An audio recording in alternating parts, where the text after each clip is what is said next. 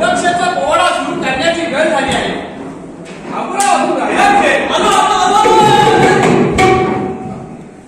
काय कुठे होतास? अरे मगाशीच निघालो. अचानक एक मोठा अपघात झाला. काय होतच काय? एक माणूस खड्ड्यात पडला. आजूबाजूची सगळी लोक तर हसत होती, पण मी अजिबात हसलो नाही. का तू का नाही हसला? मीच खड्ड्यात पडलो. बाबूराव, मला सांगा, का होत असतील अपघात? माणसाच्या निष्काळजीपणामुळे त्याने निर्माण केलेल्या आन्सर ऍक्ट मुलं, आन्सर कंडिशन मुले काय होतंय? गर्दू या फाजीर आत्मविश्वासामुळे.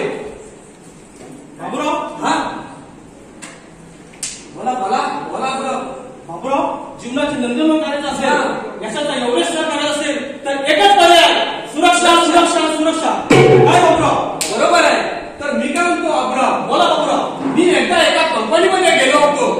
मालकाला डायरेक्ट विचारलं, जर त्या जादूची काठी दिली तर उत्पादन क्षमता व नफा वाढून मार्केटमध्ये वर्चस्व निर्माण करण्यासाठी तुम्ही काय मला मागाल त्या काठीकडे? काय मागितलं असेल? अतिशय सुंदर आणि अप्रतिम उत्तर दिलं. काय बाबूराव?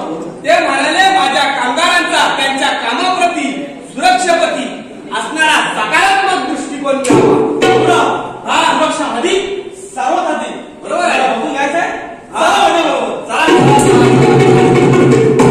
सामर्थ्यवंत, कीर्तिवंत, बुद्धिवंत, यशवंत, एक उत्तम संघटक, एक सर्वश्रेष्ठ योद्धा, ज्याच्या युद्ध करण्याचे धडे संपूर्ण जगाने घेतले, ज्याने आपल्या बुद्धिचातुर्याने आणि पराक्रमाची शर्त करत, तुमच्या भाषेत बोलायचं झालं तर एक प्रोजेक्ट हाती घेतला होता.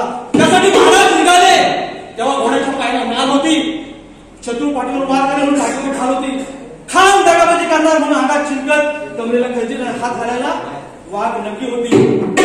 असा जगातील सर्वश्रेष्ठ योद्धा, सुरक्षेची जाण असलेला जाणता राजा, सर्वबाबतीत संपूर्णता आणि निपुणता असून सुरक्षेच्या बाबतीत एक पाऊल पुढे.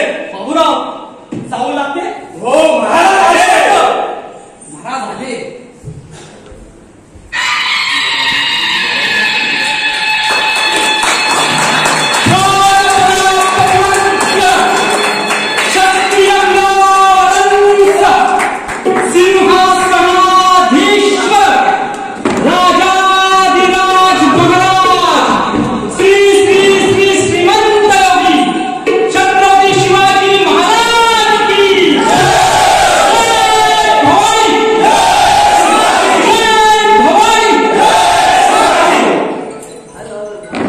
जगदंब जगदंब जगदंब.